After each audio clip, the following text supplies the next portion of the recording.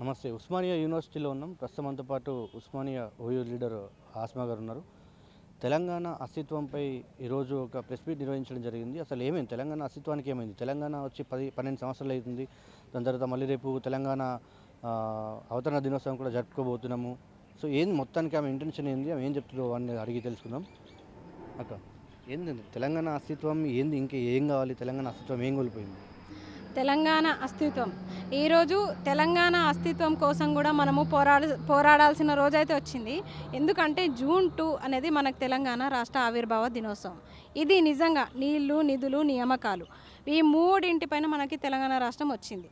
అయితే గత ప్రభుత్వంలో 60,000 ఉద్యోగాలు ఇచ్చి నియామకాలు ఇచ్చినాము, 2 లక్షల ఉద్యోగాలు ఇచ్చినామని తుడుచుకుంటున్న ప్రభుత్వం కాంగ్రెస్ ప్రభుత్వం. తర్వాత నీళ్లు ఎటు పోతున్నాయో తెలియదు, నిధులు ఢిల్లీకి పోతున్నాయి. అసలు నిజంగా నీళ్లు, నిధులు, నియామకాల పేరిట ఏర్పాటు చేసుకున్న తెలంగాణ రాష్ట్రంలో మరి ఈ మూడు సామాన్యునికి అందుతున్నాయా అంటే లేదు. విద్యకి దూరం అవ్వాల్సిన పరిస్థితి, రియంబర్స్మెంట్లు లేవు, ఫీజులు లేవు. అసలు ఆ ఫీజులు కట్టలేక ఇంటర్ విద్యార్థులు ఎవ్వరు కూడా అడ్మిషన్లు తీసుకోవట్లేదు. కనీసం హాస్టల్ వసతులు లేవు. అసలు ఏవి కూడా సరైన సదుపాయాలు లేక నిజంగా నిరుపేద విద్యార్థి అనేటోడు ఎవ్వరు కూడా సరైన విద్యని నోచుకోకుండా విద్యకి దూరం అయిపోతున్నారు. నిజంగా నిర్మాణం అసలు నిజంగా పౌరులు చదువుకోవాలి, నేటి బాలలే రేపటి పౌరులు అన్నారు. మరి ఏడుంది ఆ నినాదం చెప్పండి? ఇప్పుడు చాలామంది ఇప్పుడైతే ఇంటర్ ఫీజులు కట్టలేక చాలామంది కూడా నేను చూస్తున్నా కదా, అటు ఎన్ఎస్యుఐ లీడర్స్కి కానీ, బీఆర్ఎస్వి కానీ, ఇట్లా బీజేవైఎంకి కానీ, ఈ లీడర్స్ అందరికీ కూడా ఫోన్లు చేస్తే కనీసం వాళ్ళు కూడా ఫీజులు తగ్గించి పిల్లల సైడ్ మాట్లాడే పరిస్థితిలో లేదు. నిజంగా మీరు అందరూ ఉన్నది ఎందుకు? ఇప్పుడు రియంబర్స్మెంట్ ఇస్తలేరు. కనీసం ఎన్ఎస్యుఐ అనేది స్టూడెంట్ వింగ్ అనేది మీరు ముందడిగేసి కనీసం ఆ పిల్లలకి ఫీజులు తగ్గించే ప్రయత్నం అనేది చేస్తున్నారు అంటే అట్లా కూడా చేయట్లేదు. అంటే మీ ఉద్దేశం ఏంది? అసలు పిల్లలు చదువుకోవాలా వద్దా? చదువు అయిపోయిన వాళ్ళు ఏం పని చేస్తున్నారు? ఏజ్ అయిపోయి అసలు ఉద్యోగాలు లేక జొమాటోలు, స్విగ్గీలు నడుపుకుంటా, ర్యాపిడోలు నడుపుకుంటా బతుకుతున్నారు. ఇలాంటి పనులు చేసుకుంటున్నారు. క్యాటరింగ్కి వెళ్తున్నారు. నిజంగా పీజీలు, పిహెచ్డీలు చేసి రోజువారీ కూలీల కోసం పని చేయాల్సిన దుస్థితి తెలంగాణ రాష్ట్రంలో ఏర్పడ్డది. రేపు జూన్ 2ని ఏ విధంగా జరుపుకోవాలో మీరే చెప్పండి. నాయకుల్ని అడుగుతున్నా. సంతోషంగా జరుపుకోవాలా? ఏముంది సంతోషం చెప్పండి? మాకేమన్నా నీళ్ళు వచ్చినాయా? నిధులు వచ్చినాయా? నియామకాలు వచ్చినాయా? దేని రూపంలో మేము సంతోషంగా రేపు జెండాలు ఎగరేయాలి? పోనీ మీరందరూ పార్టీ శ్రేణులంతా జెండాలు ఎగరేస్తారు.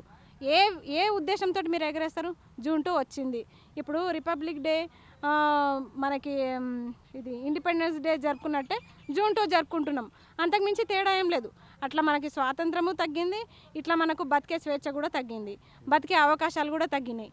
సామాన్యుడు ఈ రోజులు జరుపుకుంటారే తప్ప మనకి ఆగస్టు 15, జనవరి 26, జూన్ 2 ఈ డేట్స్ కామన్ అయిపోయినాయి తప్ప ఇక్కడ ప్రజలకైతే సామాన్యునికైతే ఒరిగింది ఏమీ లేదు. ఇప్పుడంటే తెలంగాణ విద్యా సంస్థల్లో ఎట్లాంటి మార్పులు చూసి ఇప్పుడు 2.5 సంవత్సరాల్లో ఇప్పుడు విద్యాశాఖ మంత్రి కూడా రేవంత్ రెడ్డి దగ్గరనే ఉన్నది. అంటే ఒకవైపు మొన్న ఈ ప్రభుత్వం ఏర్పడిన తర్వాతనే క్రియేట్ చేసినటువంటి విద్యా కమిషన్ కూడా మొన్న ఆగ్నూరి మురళి రిటైర్డ్ ఐఏఎస్ ఆఫీసర్ దానికి రాజీనామా చేయడం జరిగింది. అంటే ఏంది ఇప్పుడు దాని పరిస్థితి ఏంది? విద్యా పరిస్థితి ఏంది ఇప్పుడు తెలంగాణలో? ఇప్పుడు రియంబర్స్మెంట్లు 1000 కోట్ల బకాయిలు ఉన్నాయి.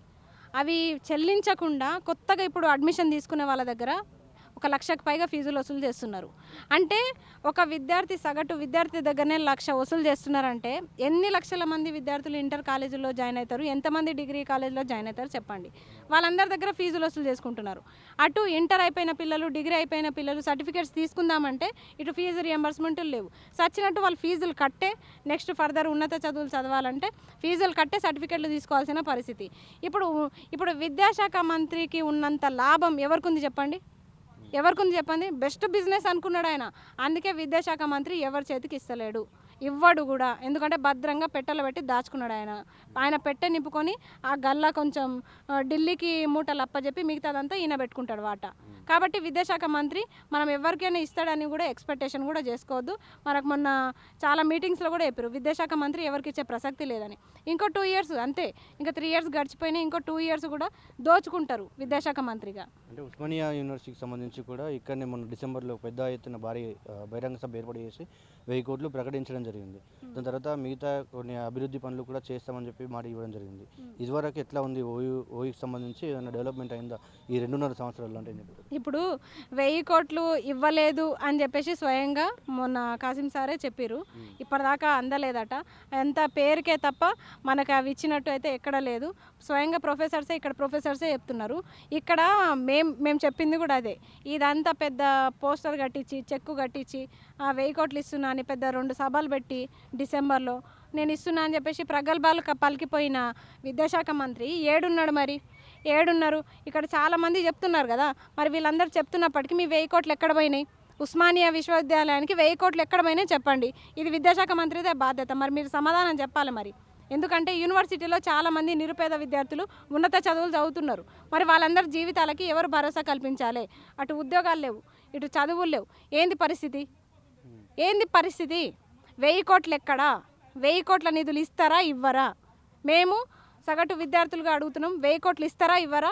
మీరు వెంటనే తక్షణమే 1000 కోట్ల నిధులు చెల్లించాలని చెప్పేసి ఉస్మానియా యూనివర్సిటీకి మేము డిమాండ్ చేస్తున్నాం. 2 లక్షల కోట్ల ఉద్యోగాలు ఇచ్చినామని చెప్తుంది ప్రభుత్వం. 2 లక్షల ఉద్యోగాలు ఎక్కడున్నాయి? ఎవరికి ఇచ్చిర్రు? అసలు ఉన్న ఉద్యోగాలే ఊడిపోతున్నాయి కదా. ఆకునూరి మురళి సరే తన ఉద్యోగాన్ని వదిలేసిండు. అలాంటిది మేమెంత? మాకెక్కడున్నాయి ఉద్యోగాలు? ఆకునూరి మురళి సారే తన ఉద్యోగాన్ని వదిలేసి త్యాగం చేసి మా కోసం వచ్చేసారు బయటికి. నిజంగా సంతోషంగా ఉంది మాకు. ఎందుకంటే దాంట్లో ఉండి బానిసగా మీరు ఉండడం కంటే మీ మీద ఉన్న గౌరవాన్ని ఇప్పటికైనా మీరు నిలబెట్టుకున్నారు. విద్యార్థుల తరపు నుంచి మీకైతే కృతజ్ఞతలు తెలుపుతున్నాం. మీరు దాంట్లో ఉంటే ఆ 3 నెలల్లో కూడా మేము ఇష్టారీతిగా తిట్టుకున్నాం, ఇంకా తిట్టుకునేటోళ్ళం. మీరు ఆ పదవిని త్యజించి మంచి పని చేసారు. అంటే ఇప్పుడు ఇంకోటి ఇప్పుడు విగ్రహాల ఏర్పాటు విషయంలో మొన్న రవీంద్ర భారతిలో ఎస్పీబీ బాలసుబ్రహ్మణ్యంతో అట్లనే మొన్న హమీర్పేటలో పెద్ద ఎత్తున దానికి ముఖ్యమంత్రి హాజరయ్యి ఏర్పాటు చేయడం జరిగింది, అంటే ఆవిష్కరించడం జరిగింది ఎన్టీఆర్ విగ్రహాన్ని. అంటే ఎట్లా చూస్తారు ఇప్పుడు? దీని కొంచెం ఇబ్బంది అయ్యే అవకాశం ఉందో తెలంగాణలో? ఖచ్చితంగా అవుతుంది. ఎందుకంటే ఫస్ట్ విగ్రహాలు పెట్టిరు, మెల్లమెల్లగా ఇప్పుడు మనుషులు వస్తున్నారు ఆంధ్రా నుంచి. ఇప్పుడు రేపు తెలంగాణ ఆవిర్భావ దినోత్సవాన్ని ఎవరు జరుపుకుంటారో అర్థమవుతలేదు. ఏ పార్టీ జరుపుతుందో కూడా అర్థమవుతలేదు. కొట్లాడింది ఎవరు? ఆత్మ బలిదానాలు చేసుకున్నది ఎవరు? కుటుంబాలను కోల్పోయింది ఎవరు? కన్నీటిని భరించింది ఎవరు? వాళ్ళ ఇప్పుడు కన్నీటి వేదన వాళ్ళకి గురైన కుటుంబాలకి అసలు గ్యారంటీ ఎవరు? ఇవన్నీ తీసుకోకుండా ఎవరి జెండాలు వాళ్ళు ఎగరేసుకుంటున్నారు. రేపు అదే జరుగుతుంది. కాంగ్రెస్ జెండా కాంగ్రెస్ ఎగరేసుకుంటుంది, బీఆర్ఎస్ జెండా బీఆర్ఎస్ ఎగరేసుకుంటుంది, బీజేపీ జెండా బీజేపీ ఎగరేసుకుంటుంది. అమరవీరుల కుటుంబాలకి, ఉద్యమకారులకి గ్యారంటీ ఏంది? తెచ్చింది మీరు కాదు, ఉద్యమకారులు కొట్లాడితే వచ్చింది. 1200 మంది ఆత్మ బలిదానాలు చేసుకుంటూ వచ్చింది. మరి వాళ్ళ కుటుంబాలకు మీరు ఇచ్చే భరోసా ఏంది? జెండాల పువ్వులు పెట్టి ఎగరేయడం కాదు, ఆ పువ్వులు నిజంగా నిజ జీవితాల్లో వికసించేటట్టు చేయాలి. అది లీడర్షిప్ అంటే, అది రాజకీయం అంటే, రాజకీయ లక్షణం అంటే. అంటే బయట వాళ్ళని ప్రోత్సహిస్తుంది అంటే ప్రభుత్వమే అంటారా? ఇప్పుడు ఈ కార్యక్రమాలు కానీ, ఇప్పుడు ఈ విగ్రహాలు పెట్టడం కానీ అన్నిటికీ ప్రభుత్వమే ఉంది. ముఖ్యమంత్రి స్వయంగా పోయి పెడుతున్నారు కదా, ప్రోత్సహించడం ఏంది? ప్రత్యక్షంగా కనిపిస్తుంది. వాళ్ళు అసలు కండువాలు వేసుకోకుండా నిజంగా పచ్చ కండువాలు వేసుకొని చేయండి కదా. అక్కడ అమీర్పేటలో ఎన్టీఆర్ విగ్రహం ముందు వీళ్ళంతా నిలబడి ఫోటోలు దిగిరు. మొత్తం టీడీపీ జెండాలు ఎగురుతున్నాయి. అసలు ఒకవైపు టీడీపీ జెండాలు, ఒకవైపు జనసేన జెండాలు అన్నీ ఎగురుతున్నాయి. మన తెలంగాణలో పుట్టిన పార్టీల సంగతి ఏంది? తెలంగాణ కోసం పుట్టిన పార్టీల సంగతి ఏంది? తెలంగాణ ఉద్యమాల కోసం పుట్టిన పార్టీల సంగతి ఏంది? తెలంగాణ ప్రత్యేక రాష్ట్రాన్ని ఏర్పాటు చేయడం కోసం పుట్టిన పార్టీల సంగతి ఏంది? మరి అంటే ఈ పార్టీలన్నీ మరి ఏం చేద్దాం అనుకుంటున్నారు వీళ్ళంతా? ఈ టీడీపీ బ్యాచ్, ఎల్లో మీడియా మొత్తం ఏం చేద్దాం అనుకుంటున్నారు? ప్రశ్నించేటోళ్ళని ఇరకాటంలో పడేస్తున్నారు. అసలు ఏం జరుగుతుంది తెలంగాణలో? రేపు మేము కూడా స్వయంగా చూడాలనుకుంటున్నాము. నిజంగా జూన్ 2 అనేది టీడీపీ నిర్వహిస్తుందా, ఎవరు నిర్వహిస్తారు, ఎవరు జరుపుకుంటారో మాకు కూడా చూడాలనే ఉంది. ఈ ప్రభుత్వంలో కాంగ్రెస్ గవర్నమెంట్లో టీడీపీ జెండా ఎగరబోతుంది. రేపు పచ్చ జెండా ఎగరబోతుంది. గతంలో అంటే ఉమ్మడి ఆంధ్రప్రదేశ్గా ఉన్నప్పుడు ఎన్టీఆర్ తెలంగాణ ఈ 2 రాష్ట్రాలకు ముఖ్యమంత్రిగా పనిచేశారు కాబట్టి అదే గౌరవంతో మేము ఆయన నిజేస్తున్నామని చెప్పి ప్రభుత్వాలు చెప్తున్నాయి. అంటే కాంగ్రెస్ గౌరవించడంలో తప్పు లేదు. టీడీపీ శ్రేణులు లేరా?